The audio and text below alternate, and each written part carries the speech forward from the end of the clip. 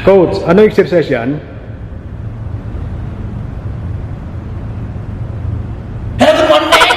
Hello, good morning!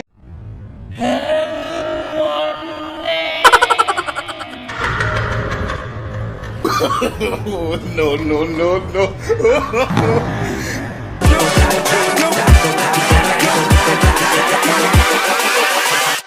Hold up.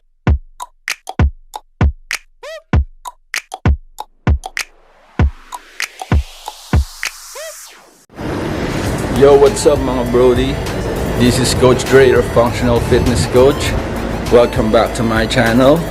For today's vlog, balik tayo sa original niche natin. So ngayon, maaga akong papasok is dahil mag-workout kami. So samahan nyo ako mga brody. Let's go!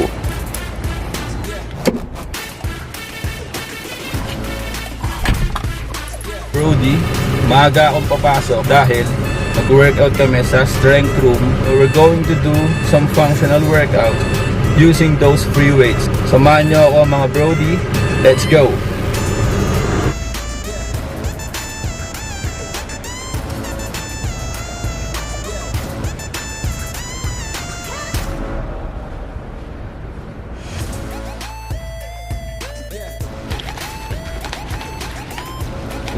Papunta na tayo sa gym. Magkakandak tayo ngayon ng functional workout using free weights. So, let's go!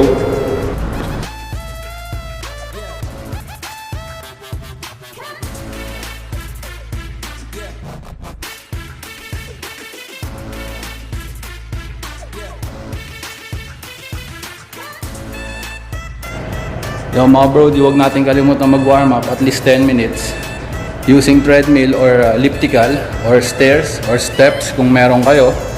So yun, before we proceed to our workout, huwag natin kalimutan mag-warm up. Okay? So, let's go!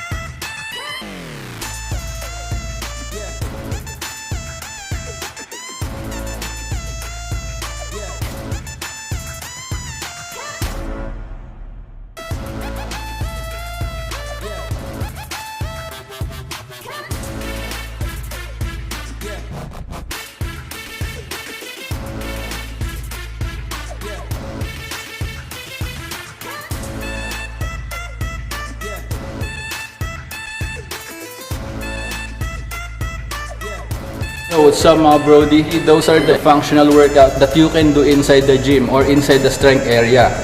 As you can see, gumamit ako ng mga free weights. Pinakita ko lang kung ano yung mga preferred kong gawin. It depends naman kung gagawin nyo yun or kung marami pang workout na pwede nyong magawa aside from that, especially sa mga mababang fitness level or sa mga oldies or sa medyo maedad na. Sorry for the word pero real talk lang tayo.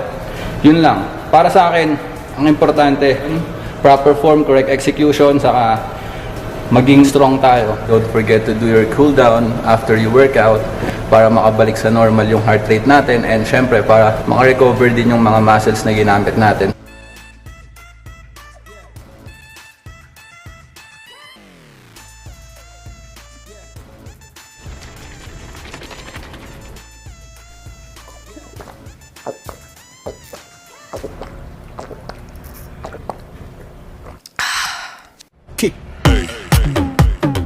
Don't forget to subscribe to my channel and click the notification bell for the latest video. Thanks for watching and God bless you all mga bro. See you next time.